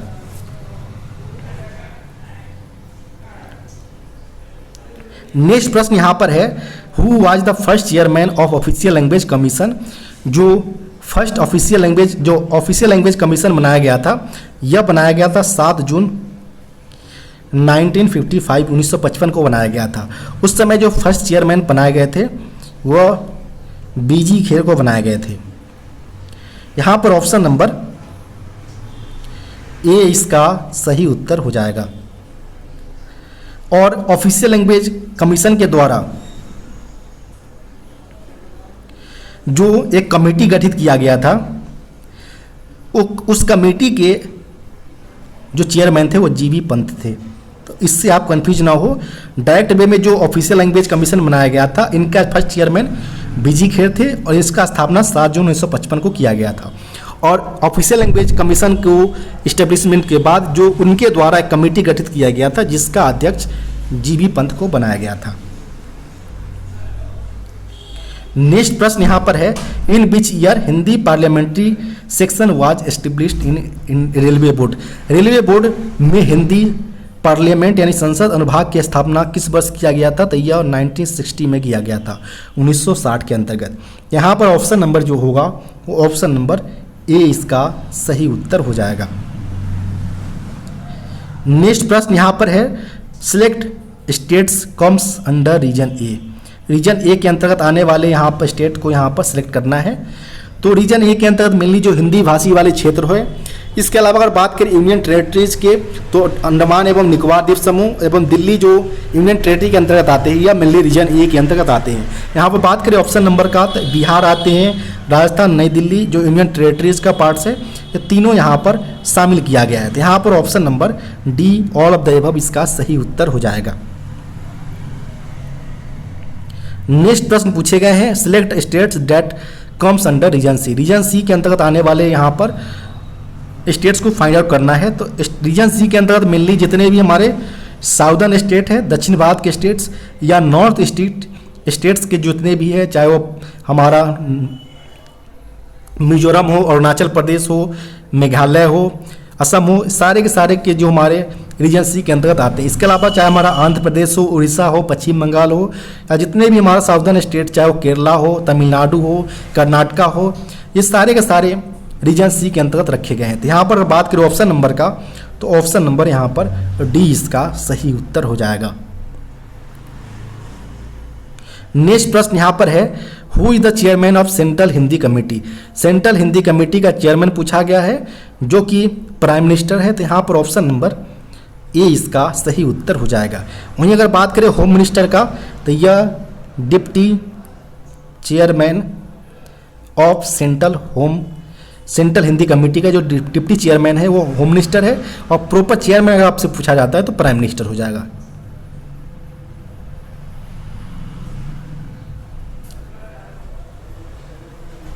नेक्स्ट प्रश्न यहाँ पूछे गए हैं, how many Lok Sabha members are there in the committee of parliament on official language.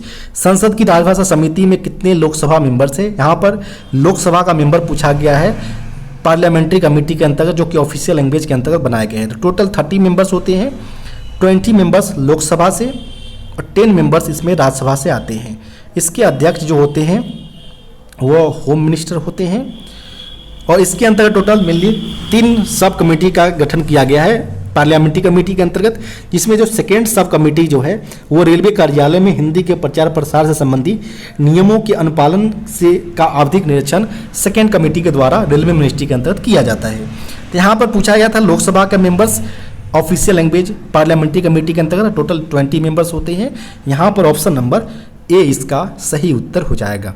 आपको वीडियो कैसा लगा कमेंट बॉक्स में बता सकते हैं। साथ ही साथ वीडियो को लाइक एवं चैनल को सब्सक्राइब करना ना भूलें। अगर आपके पास भी कोई ऐसा पेपर है जिसका आप सॉल्यूशन चाहते हो तो डिस्क्रिप्शन बॉक्स में दिए गए व्हाट्सएप नंबर पर अपना पेपर भेज सकते हैं। धन्यवाद।